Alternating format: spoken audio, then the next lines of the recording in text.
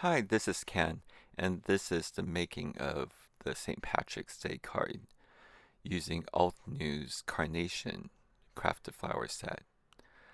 I was playing with the set and researching it and realized that Carnation they dyed them green for St. Patrick's Day, and with the holiday coming up, I thought it would be perfect. So here I am using Jaycee Gaspar's brilliant, beautiful jack of all trades set. I used the club to be more like a Celtic cross or more like a clover, and I added dimension to it by layering it with craft cardstock. With the carnation, I dabbed the edges with Tim Holtz Foundry Wax, and he said it. There's lots of green and lots of gold going on, but I think it's pretty intricate looking, but there, the cover's done. I did die cut two more. They look like cabbages to me, I'm sorry. Carnations. For the inside, the size is 4.5 by 6 top fold.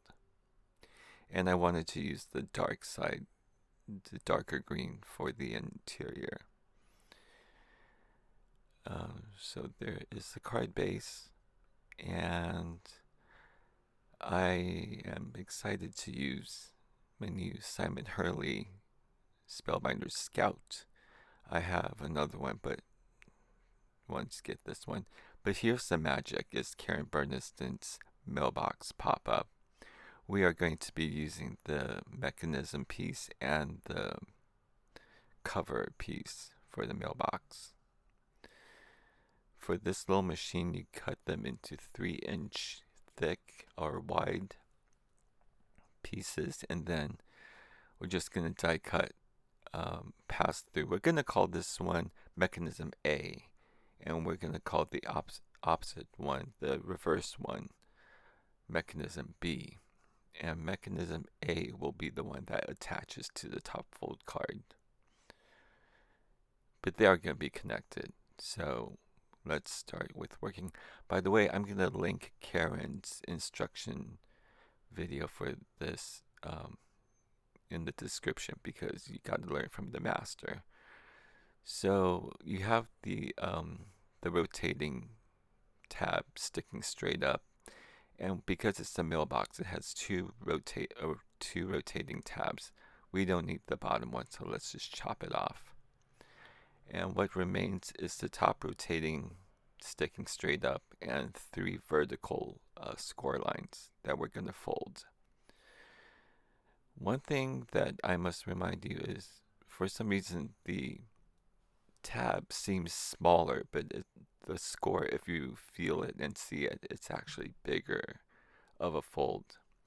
For the middle one, there is a diagonal fold. You're going to fold that. This one is the one I'm talking about. It's much bigger than what you think it is. So don't fold it on the small end. Just fold it on the big score line. And here we dab a little dot of glue and pull the rotator forward in the triangle. And here you can see it forms a bracket. The back edge, the left side, goes against the fold. And that will power the rotator. And the rotator fits through the little hole on the mailbox cover. And we just glue the top on to the cover onto the mechanism. So here's mechanism B. We're going to do it exactly the same way as mechanism A, even in the same direction, and we're just going to reverse it later. It's much easier to do it this way because the scoreline is more visible, and you already know how to do it this way. So the diagonal fold is the same. I even back folded first the same way. Remember, this is the big tab. And once this is done, I turn it around and reverse everything, including the dot of glue and the rotator. And the cover for the mailbox goes in the same way, but it's opposite now. So you just match up the back end of the cover and the bottom edge, and it should fit perfectly. Stick the rotator through the hole. So now you have mechanism A and B. They look exactly the same, except they're opposite. So now we need to attach the two of them. Remember, A is the one that goes against the fold with that tab attaching to the center fold. So what we need to do is attach the small tab in front to mechanism B. Here's a closer look. So this bracket tab in front is going to butt up against mechanism B, and the mailbox cover is going to sit on top of mechanism B. Just by a sliver, just the edge. So here you're going to see as we place the glue on top of mechanism B, you'll see it's just the edge of the top and down the tab.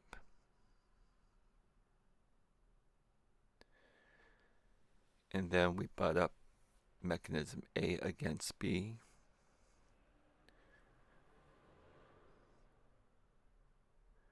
Make sure that they are parallel and going pretty much straight, or else you just want to make sure they're lined up correctly.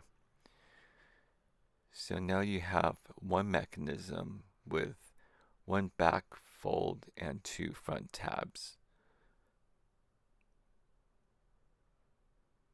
And they rotate, the two rotator are going opposite directions. It's hard to tell when you just look at the little rotators, but once it's attached, you'll see it clearly.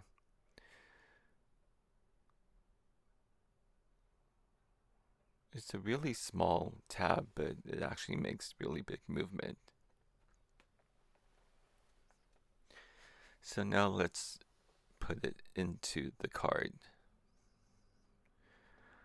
We're going to attach the big tab from mechanism A onto the fold.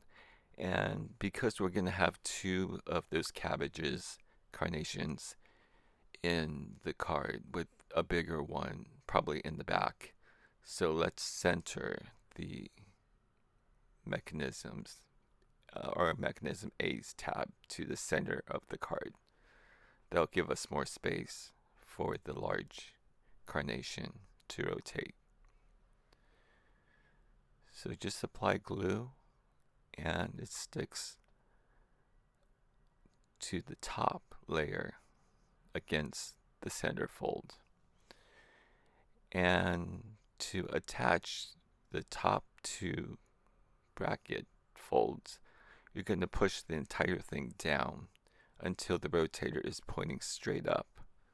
So press both of them all the way down, and while pressing them down, only the very bottom of the bottom tab gets the glue.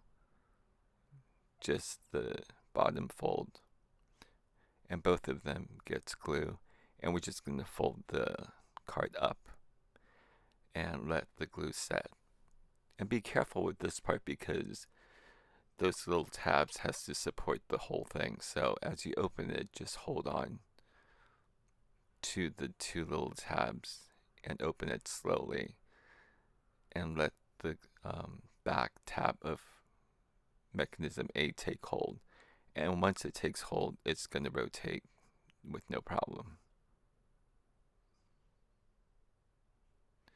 Just press it down a little bit more and make sure it's all set. So now we're going to put the carnations in with the gold leaf. With the sentiment, I'm using the good luck and also a shamrock from the Lucky Charms. It's on double-sided adhesive, and I wanted to place it in the corner, the bottom corner, and I can just chop off the corner of the mailbox cover to give it space.